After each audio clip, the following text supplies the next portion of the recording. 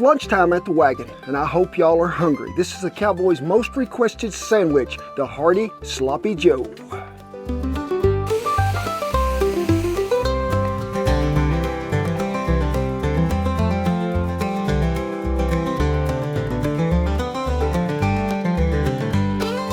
Welcome into camp, and what are we talking about? Sloppy Joes. Hey, it don't get no better than Sloppy Joes. Camp might look a little different to y'all. We done moved camp. We have really got a great spot here. It is a beautiful day up here in the pine trees it is. But we get to talking about Sloppy Joes, and it really is, folks, the most requested cowboy meal that we've ever had if we're going to throw a sandwich out there. This is a very hearty meal, easy to fix, and whoo, they don't eat one, they don't eat two, they'll eat three or four. But we got to thinking, we have so many new viewers that have come along since we did that Sloppy Joe video so long ago that we better make this again, and we're going to even make it better than we did the first time. First thing I got to do is chop up an onion and some jalapenos. I'll meet you over at the fire. We'll get it to going.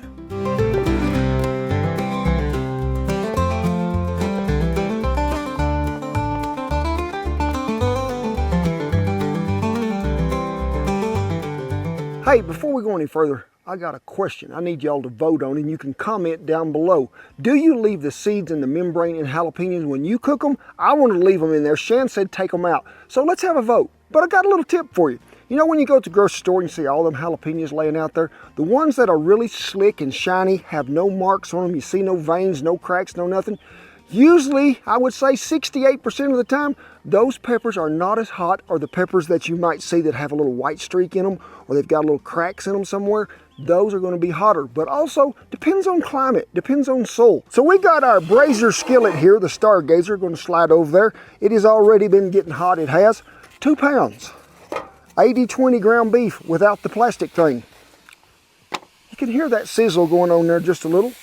A mesquite spatula, and why do we use wood on cast iron? Because wood is not going to harm the seasoning coating.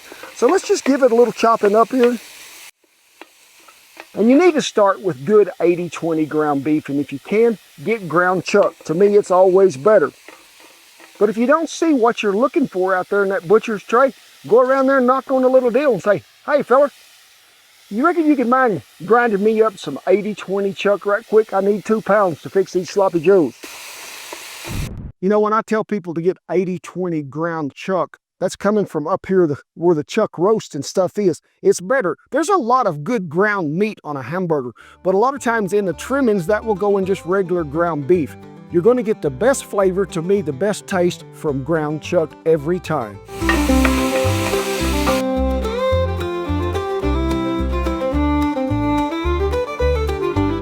Well, you can see that we begin to brown here just a little, and I like to sort of get it about half done before we ever season, and we're using our original seasoning. And remember folks, we do also have this in our low sodium blend as well, so be sure and check that out. If you don't have it, you can use salt, black pepper. That's about all my mother ever had. But remember these good vegetables we had here? Think how happy them jalapenos would have been, Shan, if we'd have left the seeds and the membrane in there. So we're going to get all these raked in there. Now, I want to tell you something about a Sloppy Joe. When I did Chopped Grill Masters, you know, when I reached in that basket and I seen all this stuff, and it was sardines, which I'd never seen in my life, and these were still alive, folks. They were swimming in the sack. And then I pulled out what? A can of Sloppy Joe mix. Who even uses Sloppy Joe mix, and who would put it with sardines? But Kent's brain got to thinking. He's thinking, hey, I don't know what I'm going to do, but I'm fitting to stew down them sardines in a Dutch oven, chop them up really well. Then I'm going to mix me some Sloppy Joe stuff in there, add a little more barbecue sauce that I made homemade, stir it up. We're going to have sardine Sloppy Joe. They informed me that's not the proper way that you cook a sardine.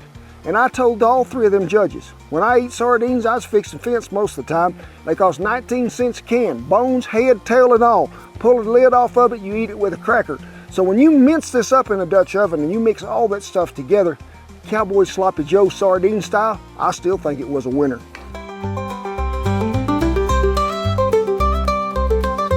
Okay, when we're talking about using 2 pounds, my mother always told me a long time ago, 2 pounds of hamburger meat makes 8 hamburger patties.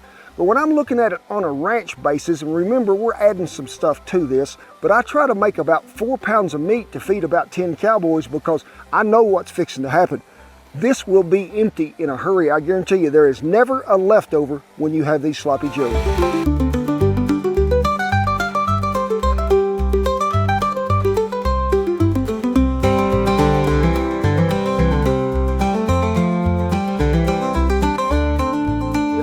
Excess grease in your skillet, slide it over there to the side, tilt it up a little, just get you a tablespoon or something and dip that out, because you don't want to leave that much grease in there. This is about all cooked out it has, but I'm going to tell you something too. We have a lot of hunters that really watch our channel, and you can substitute this with ground deer meat, ground elk meat. It would work really well. So we've got it to this point to where I really like it. In the regular video that we did first and how my mother made it for many, many years, we just use regular old yellow mustard. But folks, I want to kick it up a notch, I do. Woo! So we're going to have some of our sweet and spicy mustard, and we're going to lay some of that in there because it's got some of them green chilies in it. And I'm saying probably about that much. To that, we're going to add some of our barbecue sauce, our Red River Ranch mud. If you don't have that, substitute with any barbecue sauce you want. Now, start out a little leaner on this portion of it because we can add some more if and we need to. Brown sugar. Now, it's going to bring about some sweetness because we got some heat in there, but also it's going to sort of caramelize it. It brings everything together and thicken it up just a tad. So in goes that. We'll go to mixing this all together, and I can already tell you, if the cowboys was riding up and they seen me making this, they would hurry to get them horses tied up and get back up here because they know it's going to run out pretty quick.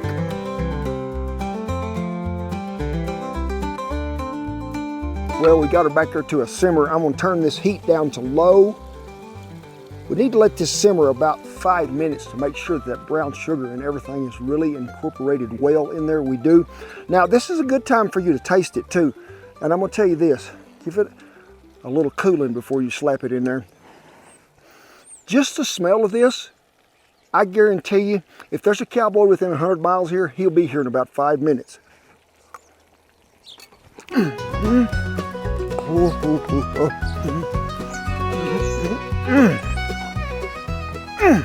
it as good as you remember? It is good as I remember, but it's better, I think, when you get that sweet and spicy mustard in there with them green chilies. Now, after you taste that, if you think, oh, I need just a little more barbecue sauce, or hey, I want to feel the kick of that mustard, now is the time to put it in there, but just let it simmer there for about 5 minutes. Just make sure you don't add too much of that barbecue sauce that it gets too soupy and it'll run off the bun. Hey, while that's simmering along, let me give you a little history about lunchtime there at the wagon. You know, back in the 1870s, when they were having all the cattle drives, there was not 3 meals a day. They would gather around the wagon and have some breakfast, and old Cookie had to load everything in the wagon, hook up the mules, and set off because they're driving cattle all day long. Get them back up there, they feed supper wherever they're getting that day. Now, me and Shan on traditional ranch cooking now, we feed 3 meals a day. And when them cowboys come in and eat breakfast, say it's 4 or 4:30, they get plumb done, they go down there, somebody's already jingled up the horses, and what does that mean? Well, they had all these horses turned out in this pasture. They kept 2 up. Now, when we say they went to jingle in the horses, now so many years ago, they would probably put some horses out there, and 1 or 2 of them might have a bell on them, and you could hear them out there jangling along. Now, this would let them know where they was, where they might have been grazing in the night, or they might have bedded down. Cowboys could find them. Bring them to a set of pens in there. They would get all the horses in there. Cowboys would gather around, and they would begin to rope out mounts for that day's work. Now, they'd get in there with a big old grass rope or a nylon rope, and they would hula-han it. Now, this is a traditional loop you throw in here. Now, hula-han, you're going to float a big old loop way up in the air, and you bring it here and toss it. And then when it comes around, it's sort of facing that horse's head and just falls right there on top. He'll pull him out, give him to the cowboy that called the name out, they'll rope another one.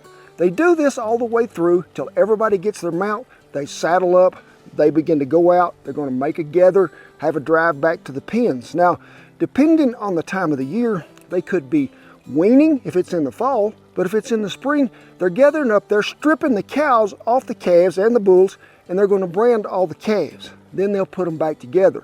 Now, usually about this time, things have went well, they be headed back to the wagon because it's about lunchtime. But a cow don't own a watch and she don't care. That could be anywhere from 11 o'clock till 2 o'clock. Most of the time they'll give me and Shan a pretty good idea of when they're going to be through and what time they might be at camp. And after they eat, if they're not through, it's back to the pens they go. You can always tell if you know cowboys are going to have an easier afternoon or they still got a lot of work to do. They won't eat as much at noon. But if you see them load up 4 or 5 of them sloppy joes, you can think all they're going to do is go down there and unsaddle horses. They're through for the day. But then they'll get everything done. Hey, won't be long before it'll be time to start supper. It is a meal that is easy to tote along with you. I have seen one individual long many years ago. He would always make one extra, wrap it up, stick it in his pocket, and away he'd go after lunch. So, hey, sloppy joes, easiest thing in the world, but folks, this is a very hearty meal and it will become your favorite too. Simmered along there about 5 minutes ahead, and I took me a taste. Everything is just right. I mean, don't get no better than that, but I need to thicken it up. And to thicken it up, we're gonna add some cheese. Now, originally I would just use cheddar cheese and just sprinkle it on top and mix it in there. But folks, I'm all about feeling some peppered up. Today, I'm talking about jack it up, jam it up. What are we using? Pepper jack cheese, about 2 cups. This is gonna bind it all together, thicken it up. It don't take long for this to happen. It's probably gonna take you maybe 1.5 to 2 minutes at the most to let that cheese get in there, get this thing sticking together, melting, making it really smooth. That's what keeps a sloppy joe all together.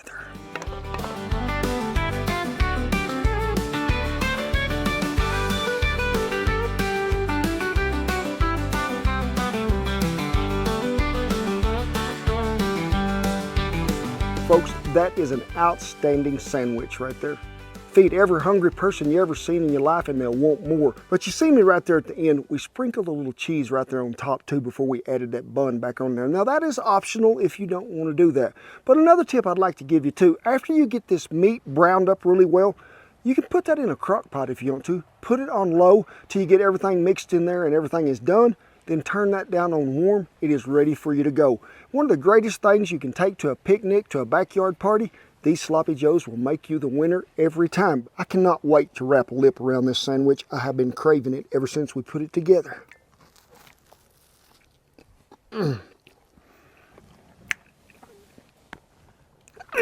Thank you, sweet Jesus. Wow.